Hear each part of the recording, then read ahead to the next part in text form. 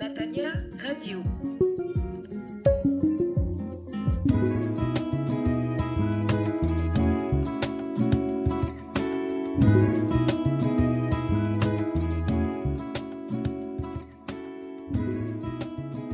Auditeurs, auditrices, la prédication que nous allons écouter a pour titre « Nous croyons en Jésus notre Seigneur » chapitre 2, tiré de Actes chapitre 2, versets 35 à 36, du pasteur Claude Missinoisi.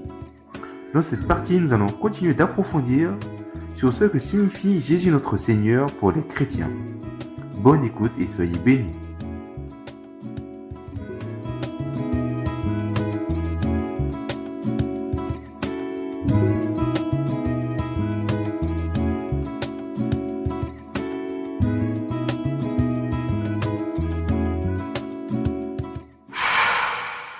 David, qui n'est certes pas monté au ciel, a pourtant dit, « Le Seigneur a dit à mon Seigneur, assieds-toi à ma droite, jusqu'à ce que j'ai fait de tes adversaires un escabeau sous tes pieds. » Que toute la maison d'Israël le sache donc avec certitude, Dieu l'a fait, et Seigneur, et Christ, c'est Jésus que vous avez crucifié.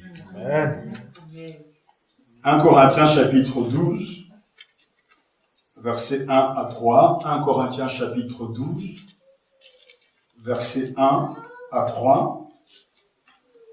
Au sujet des phénomènes spirituels, je ne veux pas, frères, que vous soyez dans l'ignorance.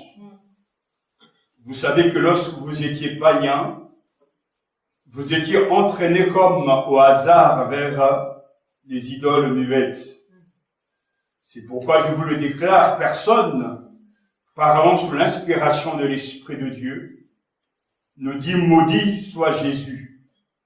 Et nul ne peut dire Jésus est Seigneur si ce n'est par l'Esprit Saint. Amen. Amen. Amen. Prions le Seigneur. C'est avec ces paroles que nous venons à toi. Nul ne peut dire que Jésus est Seigneur si ce n'est par le Saint-Esprit. Notre Père, nous sommes conscients de notre incapacité à écouter, à accepter ta vérité. Nous sommes bien souvent en désaccord avec toi. Nous refusons de céder nos volontés à ta volonté. Et nous refusons bien souvent d'écouter ta voix. Cette réalité nous pousse à une réflexion d'ordre personnel, intime. Pourquoi ne pas écouter ce Dieu d'amour, ce Seigneur si merveilleux, si grand? Seigneur, il y a de l'endurcissement dans notre cœur.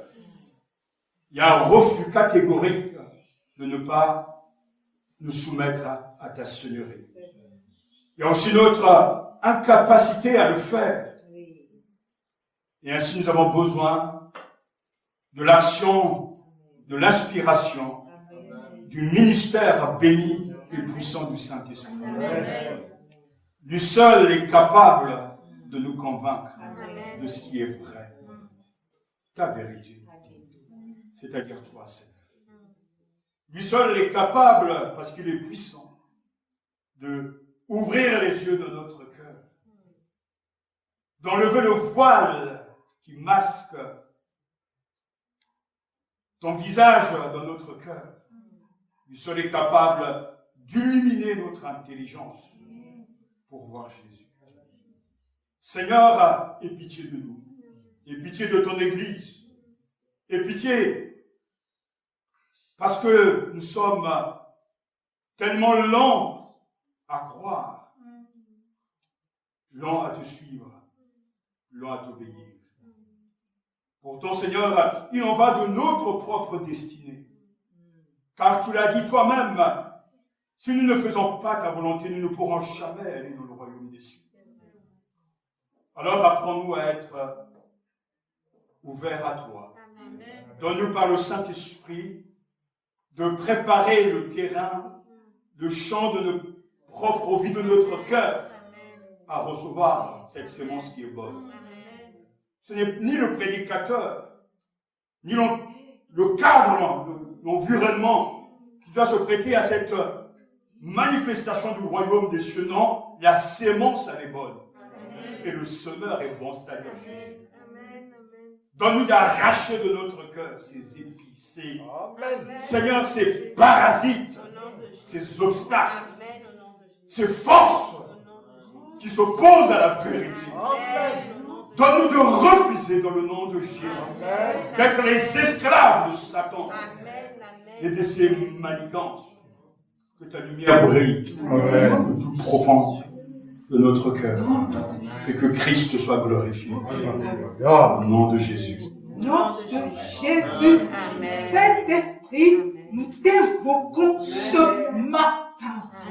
Que tu puisses enlever ces racines de nos cœurs. Que tu puisses planter ces fleurs éternelles dans nos cœurs. Saint-Esprit, libère nos âmes captives ce matin. Que ton Esprit Saint, Seigneur Jésus, agisse.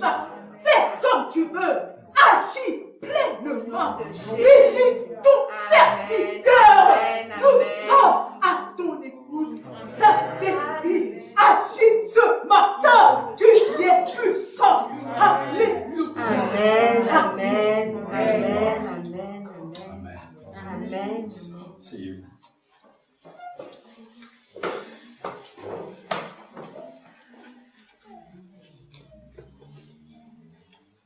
Ce matin, nous poursuivons notre méditation basée et tirée donc du symbole des apôtres. Et nous sommes avec le deuxième article qui concerne Jésus-Christ, notre Seigneur.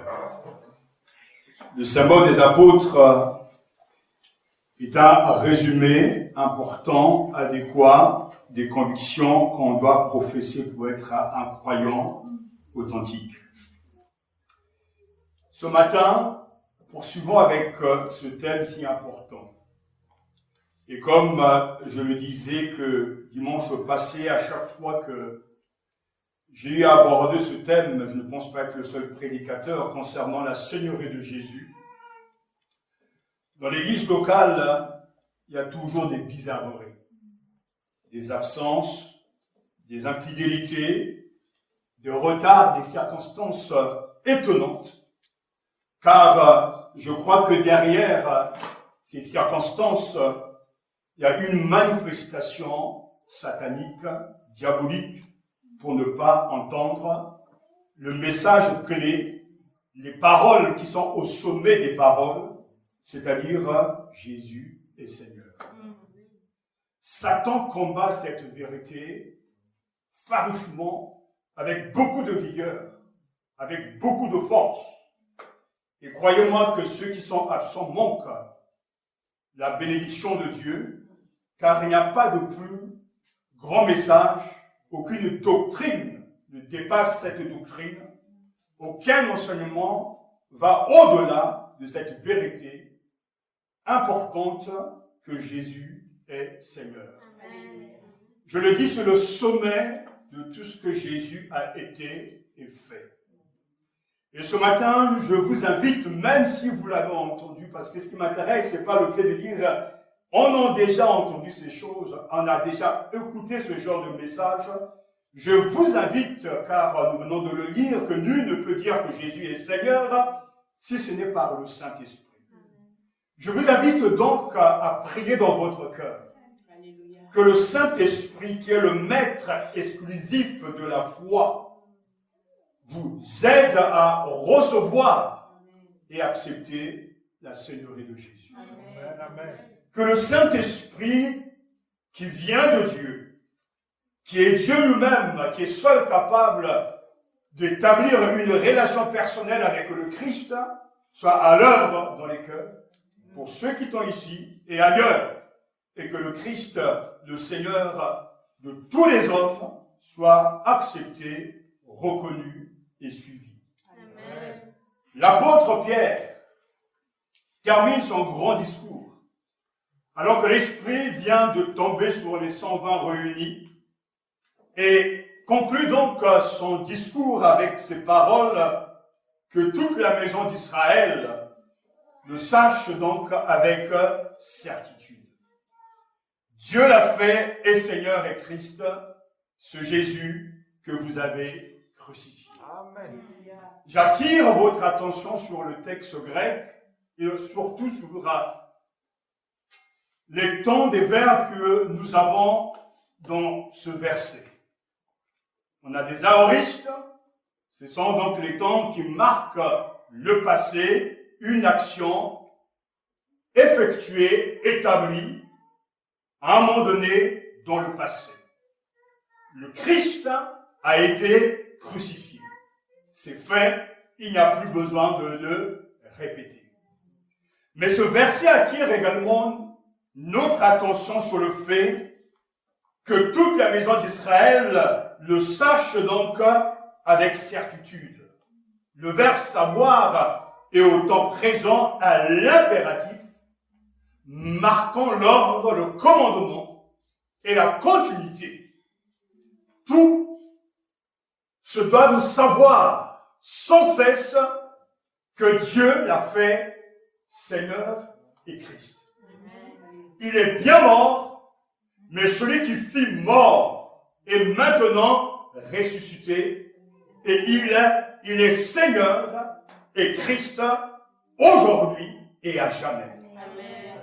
Et dans ce verset, l'apôtre Pierre, sous l'inspiration du Saint-Esprit, affirme d'abord que ce Christ dont on parle, eh bien, a été un être humain. Jésus a vécu sur la terre, Jésus a connu et a réagi comme un être humain. Il a eu des réactions physiques et les évangiles nous rapportent ces réactions. Jésus a connu la faim, la soif, la fatigue, la peine physique. Jésus aussi a épousé et a démontré des émotions humaines.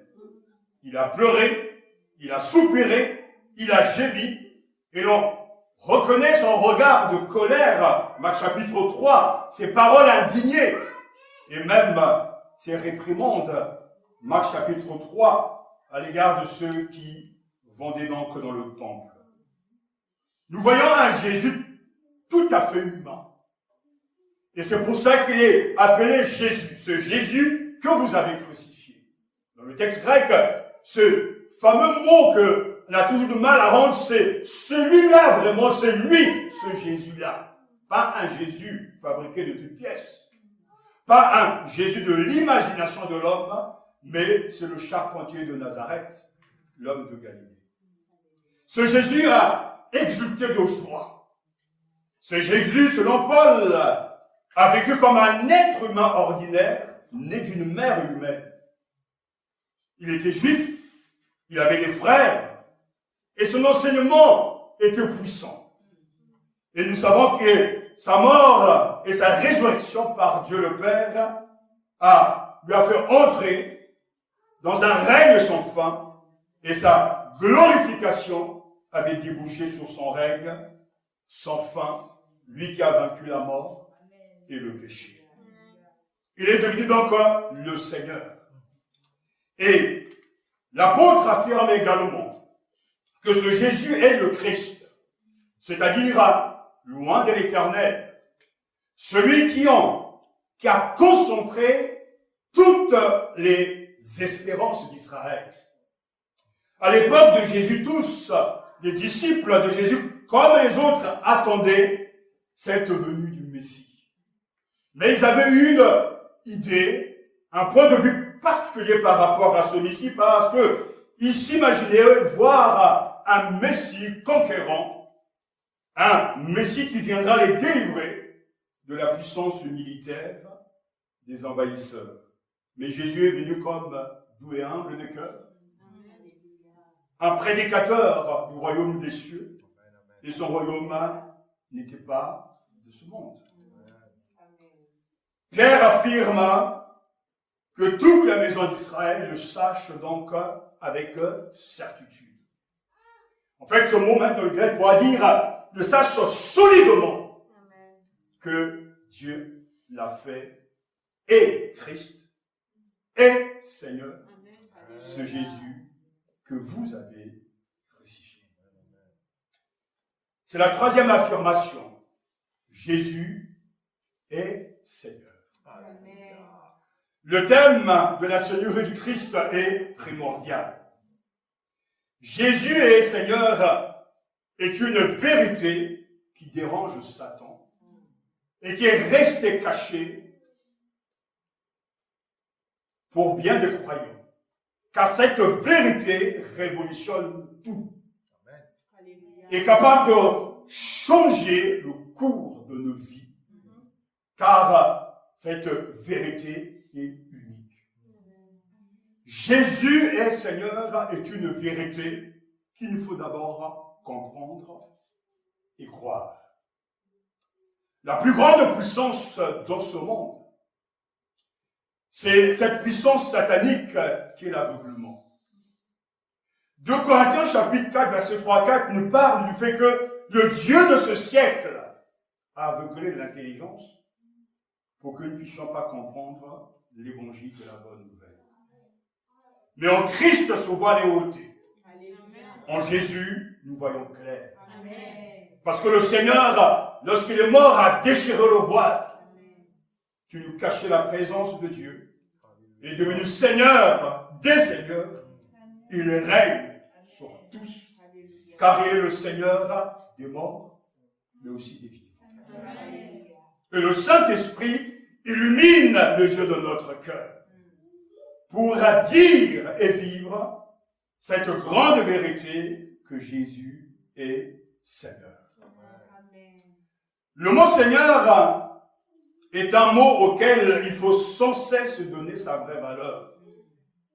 Lorsqu'on étudie la Bible, et ça c'est la grande difficulté que même moi je rencontre, que nous rencontrons, c'est comment rendre un mot du grec, un mot qui correspond à l'époque, au moment présent. Comment expliquer le kurios,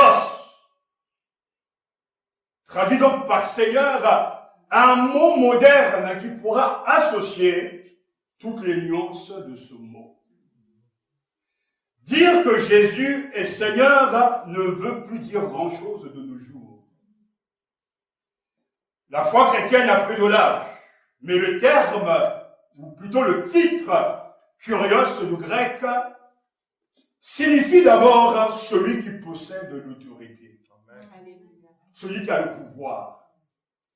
Je disais tout à l'heure qu'il faut absolument nuancer pour saisir la subtilité de ce mot, car le mot kurios fait partie du vocabulaire du pouvoir, de la possession. Celui qui a kurios est celui qui détient l'autorité, le pouvoir, le maître, celui qui dispose légalement de quelqu'un ou de quelque chose. Celui qui dispose légalement de quelqu'un ou de quelque chose, Jésus est Seigneur à tous les droits, sur tous. Il possède le pouvoir, c'est lui le patron, car il a vaincu la mort. Et il a vaincu Satan et le péché sur la croix. Ce même mot kurios, selon les contextes, peut être traduit par monsieur patron. Et c'est vrai que les Anglais, ou sœurs, lord, etc., les Anglais sont en quelque sorte un peu favorisés parce que la royauté existe encore en Angleterre. Et on appelle sœur un tel. Et en France, on a connu le Moyen-Âge, on disait Monseigneur. Mais le Monseigneur possédait des choses et des gens. Et le rôle de Monseigneur est aussi de protéger ses esclaves. Plus vous avez d'esclaves, plus vous avez des biens, et plus votre titre était respecté. Dans la seigneurie de Jésus, il y a le fait qu'il est le patron, le maître, le boss, le directeur, le grand architecte, Jésus possède tout. Et tout lui appartient. Et le fait d'être sous sa sonnerie est une protection pour ses propres enfants. Car mon Seigneur garde ses esclaves sous son autorité et sa puissance. Et Seigneur, celui qui a le pouvoir, qui domine, qui exerce une autorité surnaturelle sur tout l'univers. Avoir la domination, la suprématie. Et l'on comprend pourquoi Satan ne veut pas que ce message soit prêché, car lorsqu'on se soumet au seul Seigneur, on rejette l'autorité et la sonnerie du diable. Amen, amen. Satan ne veut pas que ce message soit prêché et écouté, car il sait que là où il n'est plus le maître, et là où le Christ a été reçu comme sauveur et seigneur, le règne de Satan s'arrête. Car notre Seigneur domine sur nous. Nous ne voulons pas que cet homme règne sur nous, dira. En tout cas, un des textes des évangiles. Mais oui, mais nous voulons que Jésus règne sur nous. Et quand celui qui règne en nous et parmi nous, Satan n'a plus de place. Dieu le Fils est Seigneur et Christ. Cette expression signifie que par sa résurrection et son exaltation céleste, Jésus est intronisé par Dieu le Père comme le Messie royal et le sauveur de l'humanité. Aujourd'hui, il est Seigneur et sauveur et il règne sur la terre. Amen. Alors vous me direz, on ne le voit pas. C'est vrai, pour toi qui as les yeux fermés. Mais celui qui a rencontré le Seigneur Jésus et qui a reçu le don de l'Esprit, et Actes chapitre 1, chapitre 2 nous montre bien que l'Esprit est descendu, et Pierre proclame que toute la maison d'Israël le sache avec certitude que Dieu a fait Seigneur et Christ, ce Jésus-là que vous avez crucifié. Pour les disciples, les apôtres, c'est incontestable, Jésus règne. La preuve de sa sonnerie, de sa suprématie, c'est la venue du Saint-Esprit. Et quand le Saint-Esprit est descendu, les disciples et les apôtres ont témoigné de ce qu'ils avaient déjà entendu et cru, que réellement celui-ci est le Fils de Dieu. Jésus est réellement le Seigneur. Jésus est Seigneur est une vérité qu'il faut comprendre et qu'il faut croire. Rappelez-vous que confesser que Jésus est le Kyrios, c'est-à-dire le Messie d'Israël et le Seigneur de tous, résume la foi de l'Église primitive. En effet, cette confession de foi montre que celui qui dans le passé a été crucifié et qui reviendra dans toute sa gloire, aujourd'hui, assis à la droite de Dieu, règne souverainement sur tout. Alléluia.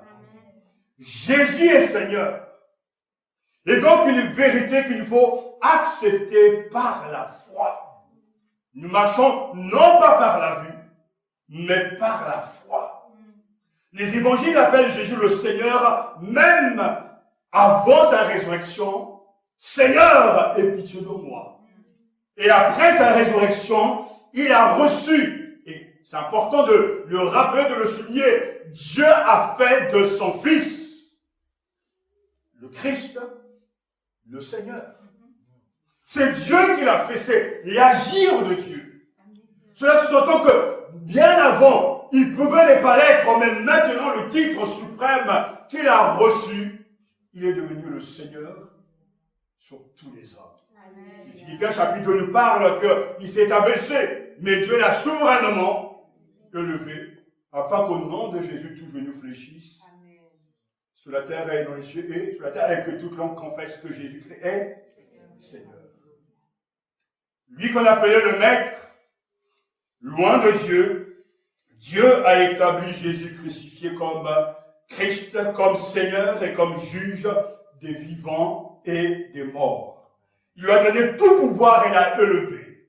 Avant de quitter cette terre, il dira, tout pouvoir m'a été donné. Et il indique les sphères de son autorité sur la terre et dans les cieux et sur la terre et sous la terre également. C'est-à-dire partout. Amen. Et ce n'est que parce que tout pouvoir lui a été donné. Écoutez-moi bien. Jésus ne dit pas j'ai le pouvoir. Non. Tout pouvoir m'a été donné.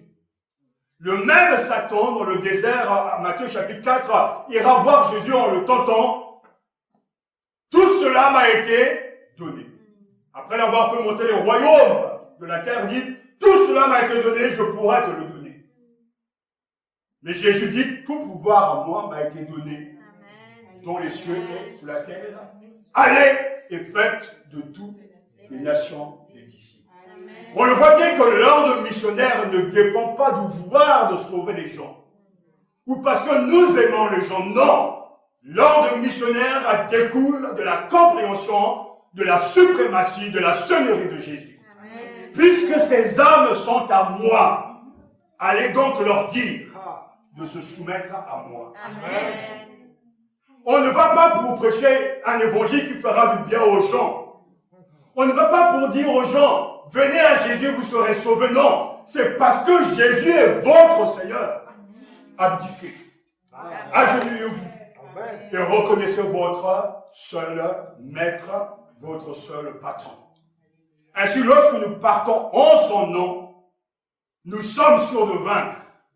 Nous sommes sûrs de réussir. L'évangélisation ne connaîtra jamais l'échec, car celui qui nous envoie a reçu tout pouvoir dans le ciel et sur la terre. Le Christ est mort et ressuscité pour être le Seigneur des morts et des vivants. Romains chapitre 14, verset 9. Il est la tête de toute principauté et de toute puissance. Éphésiens chapitre 1. Tout lui est soumis. Alléluia. Il est le Seigneur qui commande, qui domine la vie de ses serviteurs. Et nous sommes fiers d'être à son service. Le Christ est Dieu. Et la Bible nous dit qu'il est réellement le souverain des souverains, le Seigneur des seigneurs. Ésaïe d'abord l'avait annoncé, je le jure par moi-même, de ma bouche sort ce qui est juste, une parole qui ne sera pas révoquée, tout genou fléchira devant moi, et toute langue prêtera serment par moi. Ésaïe chapitre 45, verset 3. Ce jour n'est pas arrivé encore, mais il arrive très rapidement, où vous verrez tous les êtres humains, les stars, les présidents, passés, présents, futurs, quel que soit leur pouvoir, leur notoriété, leur vie ici-bas, tout genou fléchira.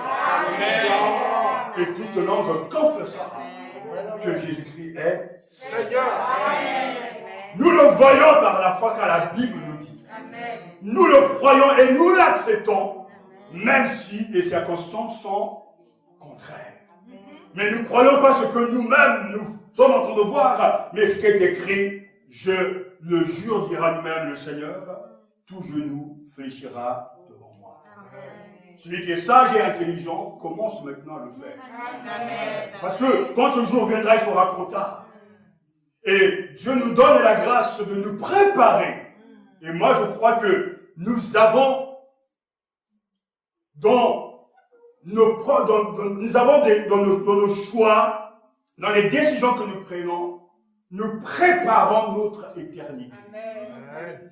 Dans tout ce que nous sommes en train de faire chaque jour. Le Seigneur nous interpelle aujourd'hui d'invoquer son nom, de croire, comprendre et accepter que Jésus est Seigneur. Amen. Jésus est Seigneur est une vérité rassurante. Un booster de confiance pour le croyant qui a compris ce que la Bible enseigne.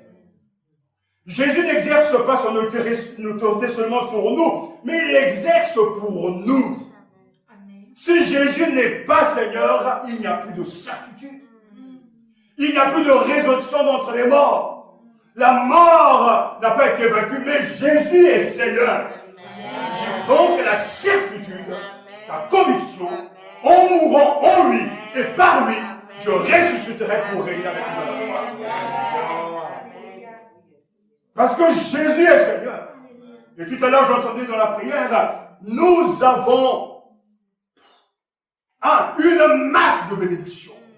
En lui, nous avons reçu la rédemption par son sang.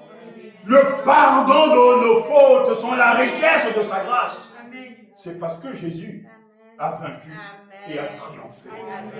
Oh, quelle assurance inébranlable de savoir que notre Seigneur a remporté la victoire même sur toute opposition. Nous connaissons bien ce texte magnifique de Romains chapitre 8, versets 35 à 39. Et à la fin se finit ainsi, en Jésus-Christ notre Seigneur. Mais il dit, qui peut nous séparer de l'amour du Christ? La détresse, le peut-elle, ou bien l'angoisse, ou encore la persécution, la faim, les privations, le danger, la mort? Comme le déclare l'Écriture, à cause de toi, nous sommes exposés à la mort tous les jours. Tout le long du jour, on nous traite comme des moutons qu'on mène à la boucherie. Mais en tout cela, nous remportons la plus complète victoire par celui qui nous a aimés. Oui, j'ai la certitude, encore une fois de plus, alléluia, que rien ne peut nous séparer de son amour. Ni la mort, ni la vie, ni les anges, ni d'autres autorités ou puissances célestes, ni le présent, ni l'avenir, ni les forces d'en haut, ni celles d'en bas, ni aucune autre chose créée. Rien ne pourra nous séparer de l'amour que Dieu nous a manifesté, écoutez bien, en Jésus-Christ notre Seigneur. C'est en Jésus-Christ notre Seigneur. Il ne s'agit pas de gonfler les muscles et de dire je veux m'en sortir, je vais triompher des privations, je vais triompher des échecs. Non, c'est dans notre union, dans notre relation avec Jésus, en Jésus-Christ, notre Seigneur, que nous sommes le plus que vainqueurs. Amen. Jésus est Seigneur, une parole rassurante. Jésus est Seigneur est une parole qui doit être vécue au quotidien. Une parole qui rafraîchit. Nous confessons que Jésus est le Kyrios, le Messie d'Israël et le Seigneur de tous. Alléluia. Qu'il règne pour toujours. Il est souverainement exalté au plus haut des cieux. Celui qui domine et qui a vaincu les forces du mal, les principautés, les autorités, les sonneries, le Christ est la tête de l'Église. Et c'est rassurant de savoir que oui, Jésus-Christ est maintenant au-dessus de tout principat, de toute autorité, de toute puissance, de toute sonnerie. Dieu, qu'est-ce qu'il a fait? Une fois de plus, l'a donné comme tête, au-dessus de tout, à qui? À l'Église. L'Église a triomphé et triomphera encore, car Christ, qui est sa tête, est dans les cieux. Donc on part s'attacher à la tête.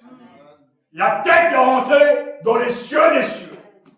Assis à la droite de Dieu, il règne pour toujours.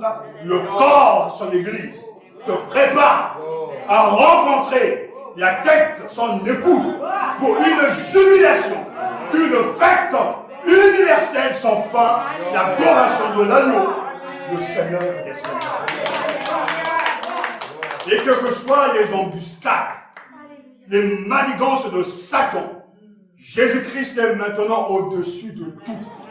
C'est là ma sécurité. On n'échoue pas, l'Église n'échouera jamais. Les saints que Jésus a appelés à lui n'échoueront jamais. Ils connaîtront des titulements, Ils connaîtront des temps de fatigue, de lassitude, mais ceux que Dieu a appelés entreront dans son royaume, car ma certitude, la conviction n'est pas basée sur mes émotions, mais sur ce qui est écrit. Le Christ est la tête de l'Église et au-dessus de tout. Alors où sont ces démons?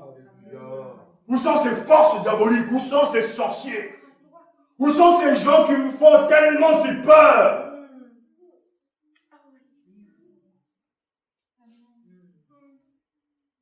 Si le Christ est le Seigneur de ta vie, et qu'il est le maître, le boss dans ta vie, tu n'as rien à redouter.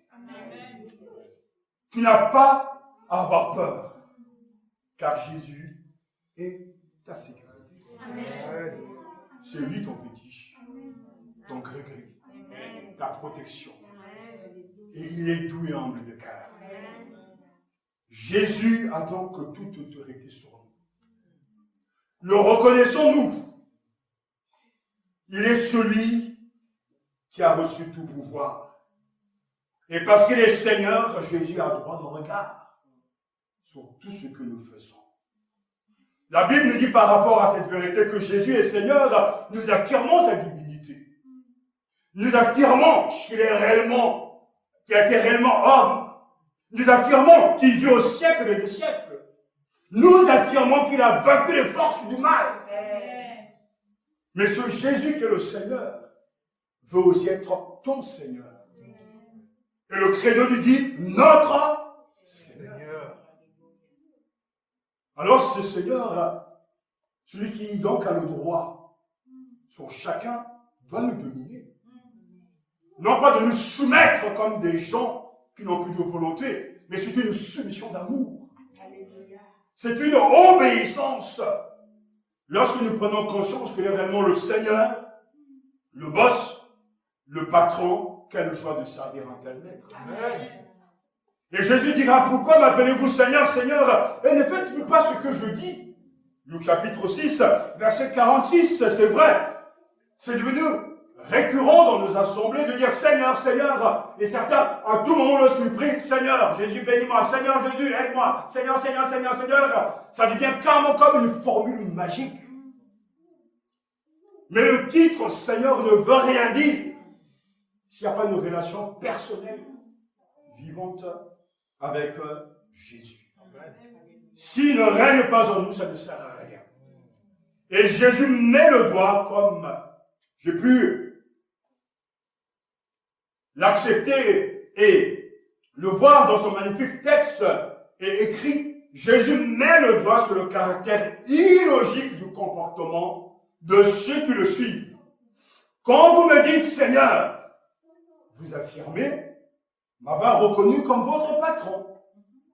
Vous admettez théoriquement l'autorité que je suis en droit d'exercer sur vous. Et pourtant, vous ne tenez pas compte de mon enseignement pour le mettre en pratique. À quoi est-ce que cela rime? Plus grave, dans un autre texte, Jésus avertit, ne vous faites aucune illusion. Ce n'est pas parce que vous m'appelez Seigneur, Seigneur, que vous entrerez dans le royaume des cieux, mais seulement parce que vous aurez obéi à la volonté de mon Père qui est dans les cieux. Matthieu chapitre 7, verset 21. Jésus doit régner en nous. Et Jésus a tous les droits. Le titre même, l'usage du titre Seigneur, pour s'adresser à Jésus, doit se comprendre comme l'expression d'une forme de respect. Tu es le chef. Tu es mon patron. Tu es mon boss. Je reconnais ton autorité, maître. Que veux-tu que je fasse? Amen. Si vous avez compris de quoi l'on parle, vous pouvez automatiquement dans votre esprit faire deux camps. Il y a des gens qui ne vont pas aller au ciel, croyez-moi. Parce qu'il ne s'agit pas de venir à l'église. Encore plus grave, ceux qui ne viennent pas. Il ne s'agit même pas de lire la Bible, de prier et de louer. Non, la question n'est pas là. Parce que même un religieux sincère fait ces choses-là. Et les pharisiens en sont donc l'exemple. des exemples. Mais il s'agit de faire la volonté de Jésus. Il s'agit d'aimer Jésus et de faire ce qu'il nous dit de faire.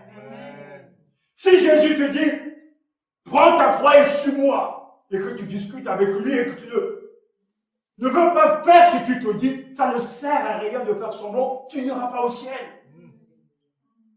Si Jésus dit de pardonner à ton frère quand tu as péché, va le voir, et que toi tu décides de ne pas le faire, ça ne sert à rien de discuter, tu n'iras pas au ciel.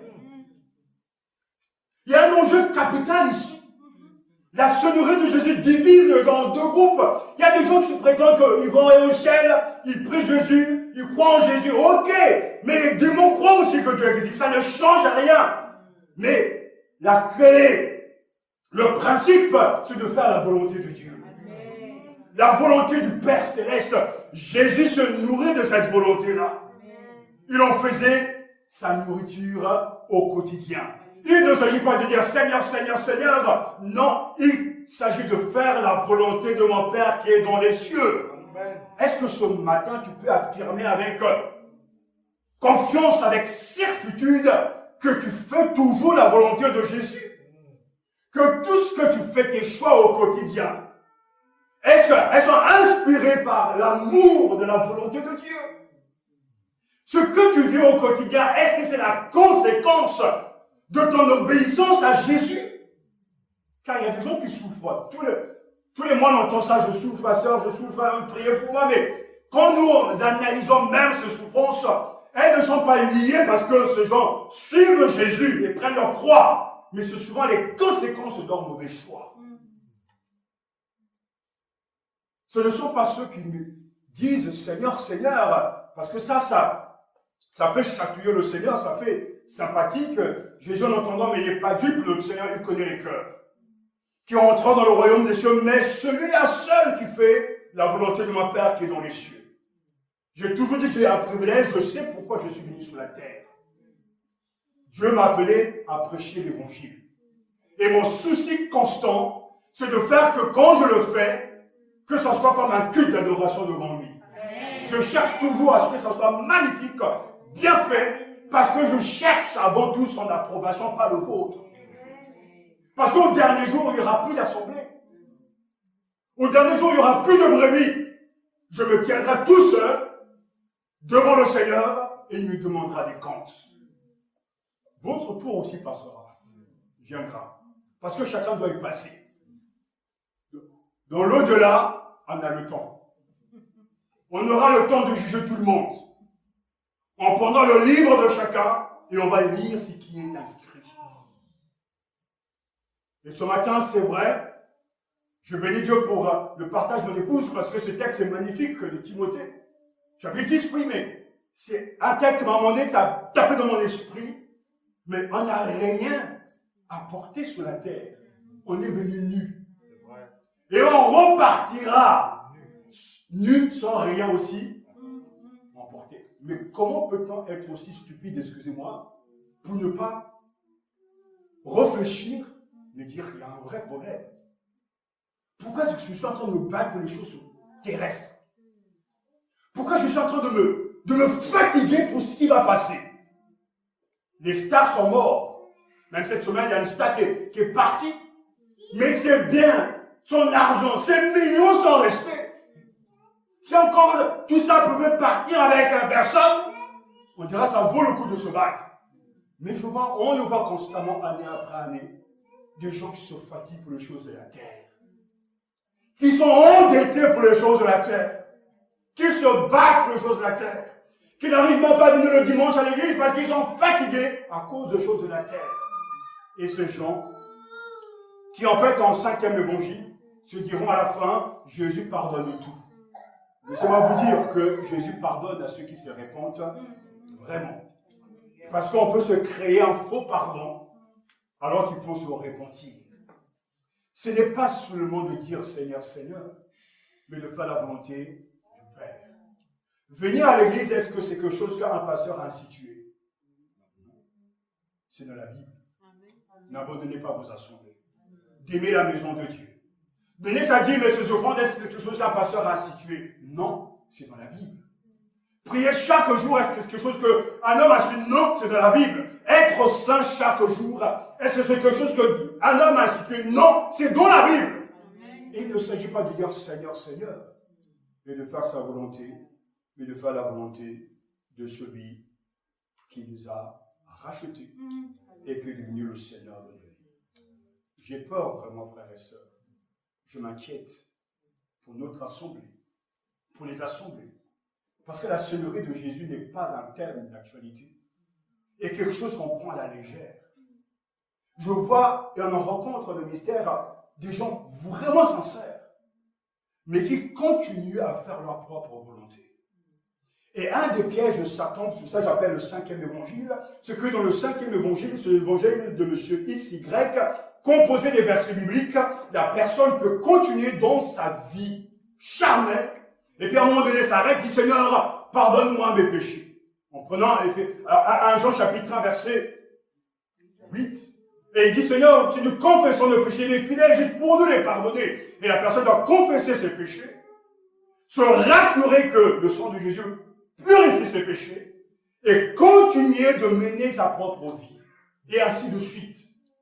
Mais la vraie confession nécessite une vraie repentance. Amen. Et une restitution même des biens qu'on a volés. Alors ce gens se gargarisent de ce 5e évangile qui dit voilà, Jésus est bon, le temps de la grâce est encore là, je peux demander pardon. Non, frères et sœurs, c'est une ruse de Satan. La vraie confession nécessite de réparer même le mal. C'est comme des gens m'ont dit, ben là je critique tel frère, je critique le pasteur, et je trouve devant Dieu, Seigneur, pardonne-moi, j'ai critiqué. Et la personne va se rassurer que le sang de Jésus l'a purifié. Mais c'est faux. La vraie confession, la vraie repentance nécessite de réparer le mal publiquement. Le 5e évangile ne nous oblige pas à crucifier le moi. Et on justifie tout. Hier, je lisais sur l'entrée d'une église catholique ce passage magnifique. Venez à moi, vous tous qui êtes fatigués et chargés, et je vous donnerai du repos. Ça, c'est dans l'évangile selon M. X et Y. Mais dans l'évangile selon Jésus, prenez mon joug sur vous et recevez mes instructions.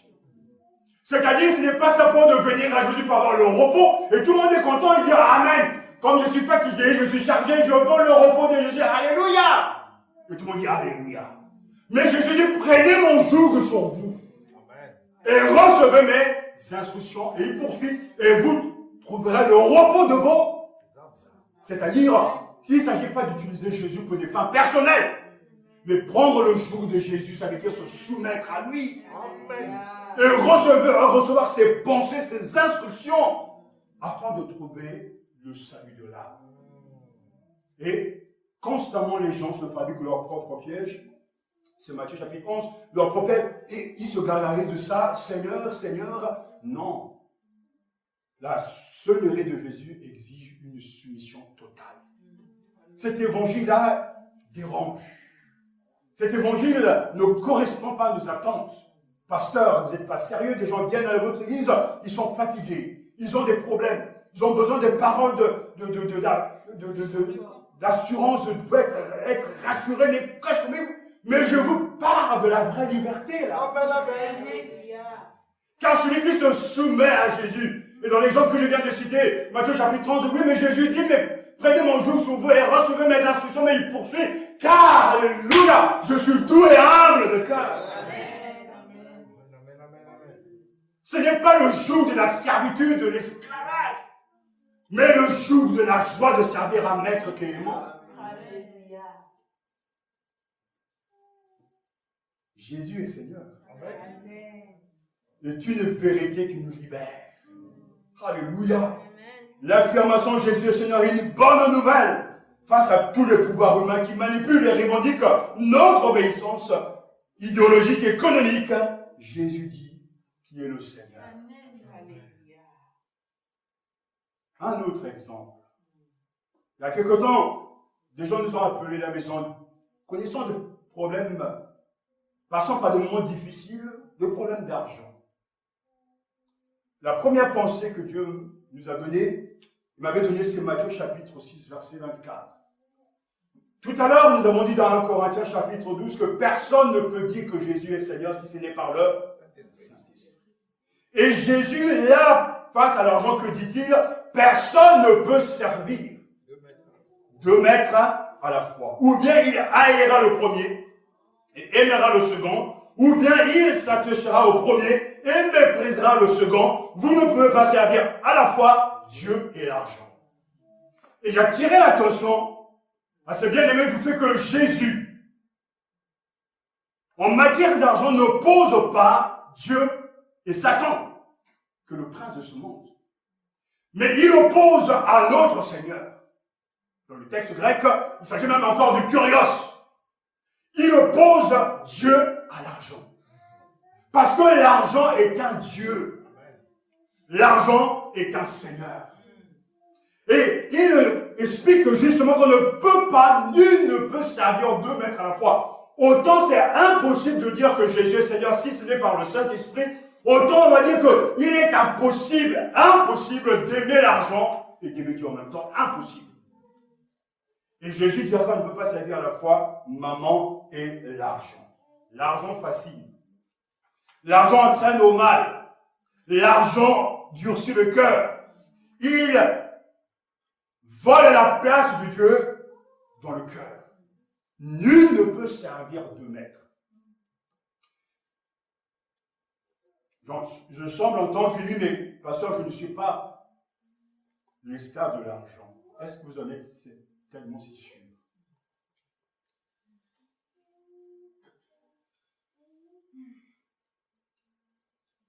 Jésus utilise le mot maman, la personnification de la richesse. Il fait un parallèle entre Dieu et l'argent. C'est une réalité qu'il désigne ici. Dieu comme personne et maman comme personne se trouvent opposés. C'est-à-dire, un faux Dieu prend la place du Dieu vivant et vrai. Si on est sincère et qu'on regarde sa propre vie, et tout à l'heure, dans l'exhortation, des exemples nous ont été cités. Quel est le nerf de la guerre? C'est l'argent. Pourquoi les gens se lèvent-ils si tôt le matin? Fatigués, malades. Ils vont au travail pourquoi? Pour voir leurs patrons et leurs collègues. C'est pour l'argent. Quand vous regardez même les films et que vous suivez les faits divers, l'argent est toujours un des mobiles des crimes. Partout, l'argent dirige. On tue des gens à cause de l'argent dans les pays en voie de développement. Et à chaque fois, ce maître se cache derrière tout. Il y a des gens qui sont malheureux. Et quand tu leur poses la question, pourquoi es-tu malheureux? Ils diront, je suis malheureux parce que j'ai un problème, mais en réalité, ils n'ont pas assez d'argent. Parce que lorsqu'on a l'argent, on a le pouvoir. On fait ce que l'on veut. On va où on veut. On s'habille comme on le veut. L'argent est un Dieu et Jésus même en garde son Église de ne pas avoir ce maître et de ne pas être au service de maman. Nous n'avons pas grandi avec, dans ces circonstances où l'argent domine. On a grandi avec la vérité que le jour du Seigneur, c'est le jour du Seigneur. Mais aujourd'hui, à cause de l'argent, il y a des gens qui ne viennent pas à l'église. Mais s'il faut reformer sa vie, si le jour du sabbat, le jour du Seigneur est le jour du Seigneur, on n'a même pas besoin d'y réfléchir. Vous voulez conseiller vos enfants, mais dites-leur dès maintenant de ne pas prendre un emploi où ils ne seront pas là le dimanche à l'église.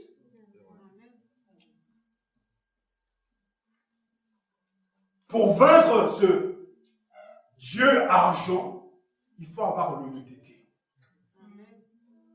Il faut être capable d'accepter ce que Jésus dit, c'est un Dieu.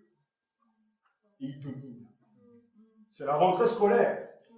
Il y a des parents qui vont débourser plus d'argent pour des tennis, des vêtements que pour donner à Dieu, à son œuvre. Lorsque je regarde un budget, même de ceux qui disent que Jésus est leur Seigneur, la manière qu'ils utilisent l'argent entre les abonnements, entre les achats personnels, etc. Et on se trouve encore dans le 5e évangile où en fait, on nous a dit que il faut donner sa dîme et ses offrandes, mais en réalité, le Nouveau Testament ne le dit pas. C'est un texte de l'Ancien Testament. Si je rentre dans le raisonnement des gens, le Nouveau Testament ne nous dit pas cela. Le Nouveau Testament nous parle de Jésus qui est le Seigneur de tout. Alors les gens se déculpabilisent. Je donne ma dîme et mes offrandes. Sur 2000 €, on va dire là, je donne 200, 220. J'ai fait ma part, je paye mes charges fixes, il me reste 800 €, je fais ce que je veux avec, j'achète une bicyclette, j'achète des vêtements, j'achète un autre abonnement, un autre smartphone, puisque le nouveau vient d'arriver. En fait, en réalité, ce croyant-là est en train de pécher. Parce qu'il n'est pas sous la seigneurie de Jésus, il est en train de faire sa propre vie.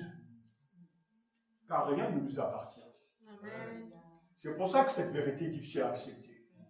Quand on dit Jésus est le Seigneur de ma vie, Seigneur de mon portefeuille, Seigneur de mon emploi du temps, Seigneur de mon corps, je ne peux plus faire ce que je voulais avant. Et ce texte de ce matin est très important car le Seigneur nous apprend à vivre simplement dans le contentement. Et je dirais que le chrétien doit être quelqu'un de simple. Amen. Si en payant tes charges, il te reste même 1000 €, ces 1000 € ne sont pas à toi, c'est à Jésus. Amen. Et j'ai tellement d'exemples dans le ministère après tant d'années, même quand il s'agit d'aider le ministère, les services de Dieu, les serviteurs de Dieu, les gens sont capables de sortir 500 € pour une fête, un anniversaire, un cadeau. Mais quand il s'agit de donner même un don au serviteur de Dieu, ça sera 50 € ou 100 €. Mais l'argent que vous donnez n'est pas à vous.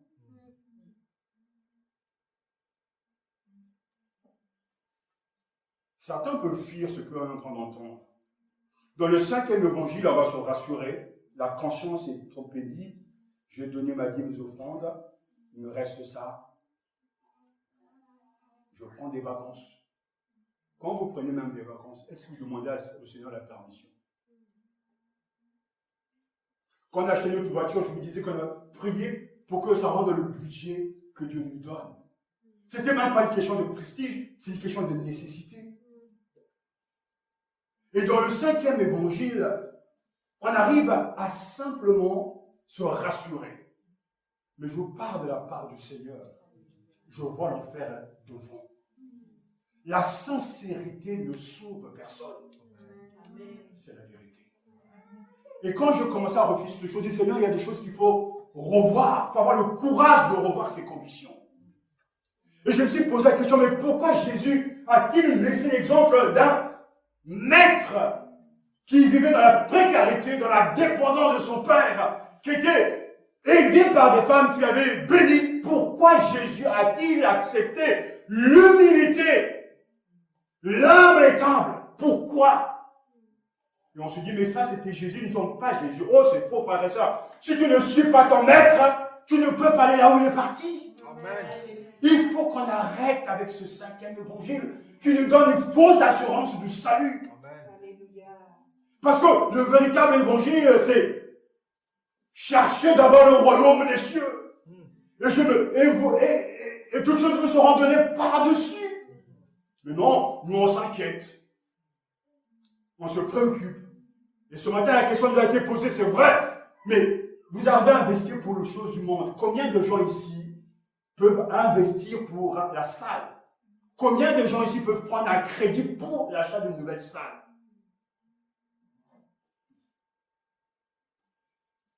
Le jour où vous céderez le tout au Seigneur, vous le saurez.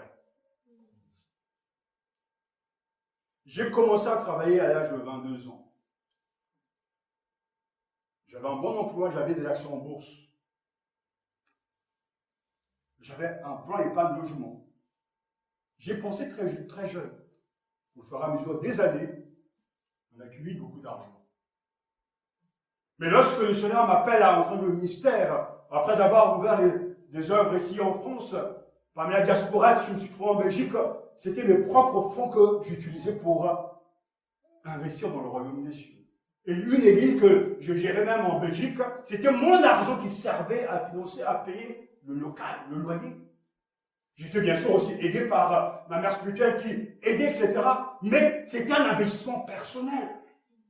Je suis allé au Tchad, le Seigneur m'a repris, voilà, mais comment peux-tu prier, demander au Seigneur de bénir le peuple alors que tu as l'argent sur ton compte? Débloque ton compte et donne l'argent pour l'avoir. Et l'intérieur de toi, tu es en train de te dire, mais c'est pas possible, c'est pour mon avenir. Et on trouve toujours de manière de se justifier. Parce que des raisons de ne pas céder à Dieu, il y en a plein. J'ai mes voisins, j'ai ma famille, j'ai des difficultés et il faut tout faire ça, je ne sais jamais ce que demain arrivera. Mais qui te dit que tu vas finir l'année? Et le Seigneur m'a donné la grâce de débourser et d'investir au Tchad. Quelques années après, le ministère encore dans des églises à Évron se retrouvait dans la même situation où il fallait commencer une nouvelle œuvre. Alors oui, Alexis Trinqueux, il faut trouver des fonds. Il avait donc de l'argent, il a dû débloquer des fonds personnels pour donner la caution. Caution que m'a jamais bien sûr restituée. Et je me souviendrai toujours de ce jour. Alors que j'étais là dans le bureau et l'église passait par des moments difficiles, après pratiquement 8 années de service, de fidélité, il me dit, mais Seigneur, comment je veux m'en sortir? Parce que les gens entrent chez eux, ils dorment, ils ont leurs propres soucis personnels. Ils n'ont pas les soucis de l'église. Et pendant que je regardais à la fenêtre, j'avais pratiquement les larmes du Seigneur, mais j'entends la voix du Saint-Esprit, je suis là avec toi. Tu verras. Et plus tard, Rachel vient me voir, mon épouse dit, voilà, mais le Seigneur m'a donné une parole, il faut mettre en place un appel de fonds. Et c'est ce qu'on a fait. Et l'argent est venu de partout.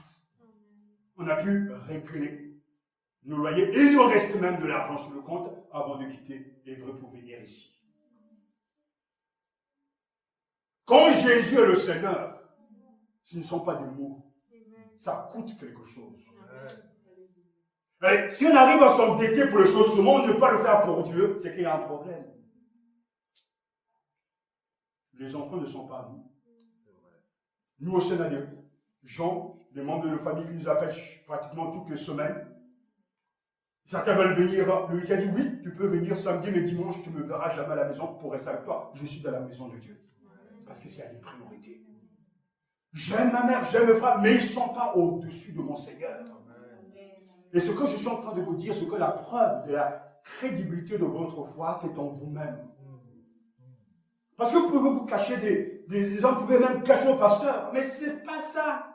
Dieu sait ce que tu fais de ton emploi du temps, que tu appelles ton emploi du temps, de l'argent qui n'est pas à toi, du corps que tu es en train de abîmer. Dieu sait ce que l'on fait. Et quand Jésus et Seigneur tombent sur vous, il y a des larmes, il y a une croix. Au ciel, on ne va pas comme ça en chantant Alléluia, Hosanna, Kumbaya, Kumbaya, Alléluia. Non, au ciel, on va avec des larmes. C'est une mort à soi-même. C'est une souffrance sur la terre. C'est un déchirement. Lorsque même ton frère t'appelle, dit mon frère, mais j'ai rien ici, mais moi non plus j'ai rien. Mais alors, mais où est ta foi? Oui, mais la foi, j'ai une richesse au ciel. Et ce jour où vous serez découragé, je peux vous l'assurer devant le Seigneur, mon Dieu, mon Maître, ce jour-là, Dieu vous donnera même le surnaturel. Il vous donnera un don de vision, de songe, pour que vous puissiez voir mon fils. Je ne t'ai jamais oublié. Regarde ce que j'ai préparé pour toi. Tiens ferme, ne lâche pas. L'argent est un Dieu.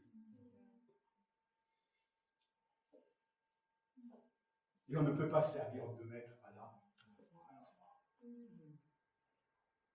Je bénis ceux et nous bénissons Dieu parce que certains ici ont compris. Il faut des dons, des dîmes exceptionnels. Et nous bénissons Dieu pour cela. À chaque fois que vous donnez, vous brisez le lien avec le Dieu argent. Le mot d'ordre dans le royaume des cieux, c'est donner. Et il ne dit pas, et priez, non, donnez, il vous sera donné. Et si ce matin, le Seigneur a insisté sur ce point, parce que c'est un combat qu'il faut mener au quotidien. Et tout à l'heure, on a entendu, c'est vrai que si Dieu nous donne des moyens, bénissons Dieu. il nous donne des richesses spirituelles, gloire à son nom. Mais si l'un a deux tenues, donne une tenue à l'autre. Si tu as deux montres, donne une montre à l'autre, mais partage. On ne peut pas servir de maître. Ayons le courage de nous tenir devant Dieu, de regarder nos vies, de penser à celui qui est l'objet de notre pensée. Ce matin, je me réveille toujours très tôt. Ma première pensée, j'étais là et mon esprit allait vers le Seigneur d'abord. Et je veux que cette affirmation, cette vérité, Jésus est Seigneur, soit le moteur de votre vie au quotidien. Parce qu'il en va de notre salut, frères et sœurs. À la fin, on sera jugé par rapport à cette vérité. Jésus est mon Seigneur. Restituer, demander pardon. Mais il faut absolument obéir. Et nous verrons par la suite que tout ça, ça touche tous les domaines, les 7 domaines de notre vie professionnelle, tous les domaines sont touchés par le Seigneur de Jésus. Mais comment vivre avec Jésus Seigneur au XXIe siècle? Il y a des choses qu'il faut arrêter. Il y a des abonnements qu'il faut rejeter, annuler. Il y a des gens qu'il ne faut plus fréquenter. Il y a des livres qu'il faut lire. Jésus doit avoir la priorité. Et vous comprenez pourquoi le Saint-Esprit dit personne ne peut dire que Jésus est Seigneur. Personne ne peut l'affirmer. Personne ne peut le reconnaître. Personne ne peut vivre cette vérité sans la puissance du Saint-Esprit. Parce que nos frères au 1er siècle, ils étaient tués à cause de cette vérité-là. Aujourd'hui, certains n'arrivent même plus à venir à l'église parce qu'il y a le virus, mais ça c'est rien. On est libre de venir ou de ne pas venir, mais dans ce temps-là, dire Jésus est mon Seigneur, c'était signer son arrêt de mort. Mais pourtant, certains l'ont fait. Parce que le Saint-Esprit était dans leur cœur. Regardez Étienne. Il meurt comme premier martyr. Et qu'est-ce qu'il fait? Est-ce qu'il se plaint? Il pardonne. Reçois mon esprit, Seigneur. Regardez ses disciples, quelle simplicité. Je crois que le chrétien doit être quelqu'un de modeste et de simple. La simplicité. Se contenter de ce qu'on a, et quand on a un surplus, gloire à Dieu, c'est une grâce de donner davantage. Et après toutes ces années dans le ministère, ce n'est pas toujours ceux qui ont le plus de moyens qui investissent. C'est souvent les gens qui sont pauvres. Parce que Jésus lui-même l'avait remarqué avec cette pauvre femme. Le Saint-Esprit est en train de parler à l'Église. On ne peut pas avoir deux maîtres. On ne peut pas avoir deux choix. Et si vous décidez de suivre Jésus, frères et sœurs, ça va vous coûter quelque chose. La foi, le fait de porter sa croix, c'est entrer dans la souffrance. Même être démuni, même frôler la mort. Mais, s'il vous plaît, ce n'est que pour un temps. Viendra l'éternité.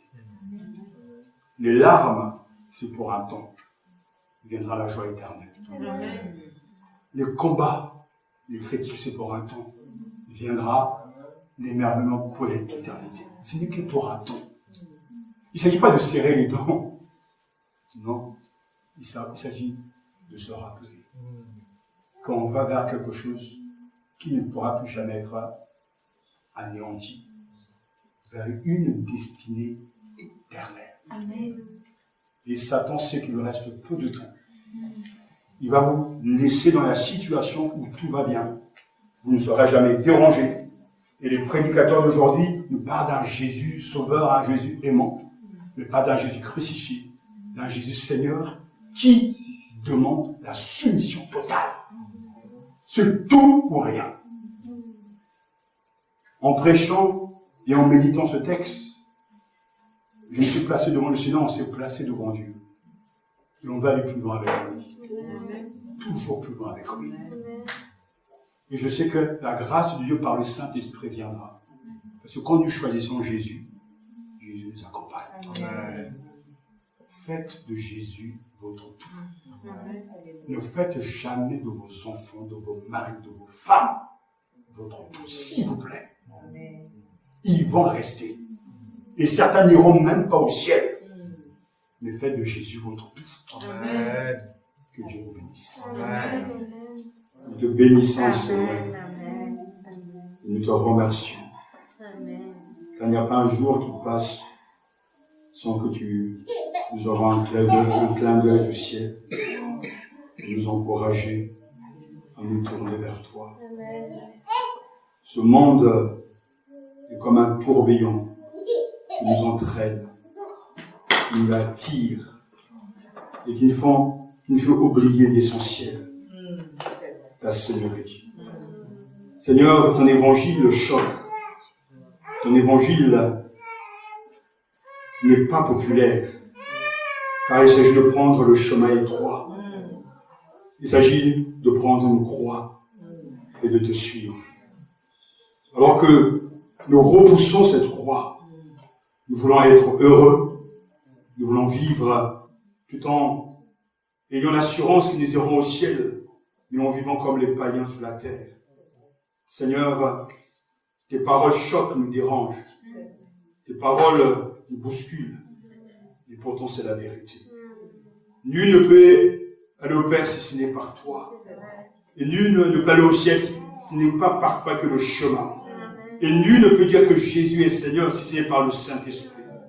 Seigneur, mon Dieu, si ce matin seulement, tu sauvais une seule âme, tu arrives à convaincre une seule âme, à faire le tri, à déposer les valises, à déposer sa volonté, à déposer son ambition et de faire de toi le Seigneur de sa vie. Il y aura de la joie au ciel, il y aura de la joie dans notre cœur, car tu as triomphé. Je crois, Seigneur, que tu le fais, parce que ta parole, elle est vivante, elle est efficace. Viens nous déranger. Viens nous apporter l'évangile qui tue, Seigneur, le corps, qui détruit le moi, mais qui sauve l'âme. Donne-nous de recevoir cette vérité-là, de nous armer, Seigneur, de souffrir sur cette terre pour une félicité éternelle. Tu dois rester notre modèle, notre visibilité sur toi.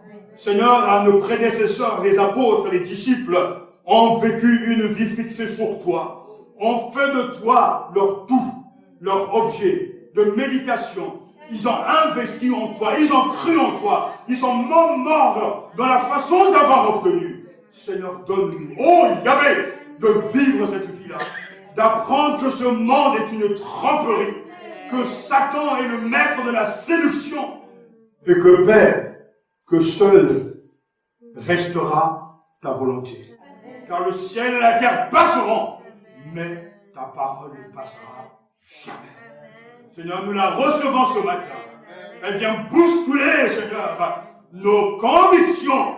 Elle vient nous déranger, mais c'est une bonne chose. Car seule ta vérité peut nous libérer. Tu es celui qui donne la vie, qui donne l'intelligence, qui donne la richesse. Apprends-nous à partager. Apprends-nous à croire que ce que nous te donnons, nous ne le perdrons jamais. C'est la bénédiction. Ô Jésus, Fils de Dieu, change-nous. Et par ton esprit, que nous soyons semblables à toi. Et tends ta main et que l'œuvre satanique s'arrête sur les vies de ceux qui viennent ici, qui sont maintenant chez eux, fatigués, troublés, dans des soucis mandats, que le Saint-Esprit les libère. Et que la vérité, Jésus est Seigneur, tombe sur eux, pour que tu sois la priorité des priorités. Père Céleste, garde-nous du mauvais. Garde-nous du tentateur. Il est tellement rusé, tellement malin. Oh Seigneur, garde-nous du malin. Oh, il avait garde-nous du malin. Il est tellement rusé.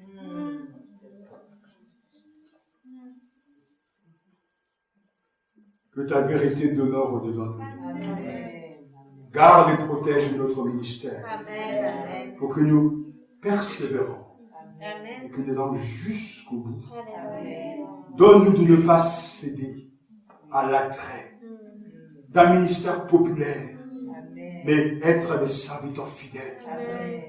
Donne-nous de ne pas nous laisser, Seigneur, désarmer, de fois être déçus par l'infidélité des uns des autres, mais de garder la fidélité comme règle. Amen.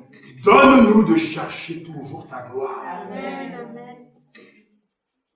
Ton royaume est rien que ça. Amen. Et toutes choses nous seront données par Amen. Amen. nous te bénissons pour les bénédictions matérielles que tu nous as données. Amen. C'est vrai, dans cette église, nous ne manquons de rien. Amen. Des vêtements, de la nourriture, d'un toit. Certains sont propriétaires. Seigneur, ils ne manquent de rien. Mais je te prie que la richesse de ta parole ne soit pas gaspillée. Amen. Donne-leur d'être riches spirituellement, Amen. de progresser, de la manifestation des dons spirituels. Seigneur, donne-leur de grandir de la connaissance de Jésus-Christ. Et fais de nous des hommes, des femmes, des enfants centrés sur le Christ. Amen. Et que Christ soit notre unique horizon, notre unique ambition. Que sa gloire soit le moteur de notre Seigneur ministère. Et que ton nom seul soit béni au siècle et des siècles. Amen. Amen. Amen. Amen.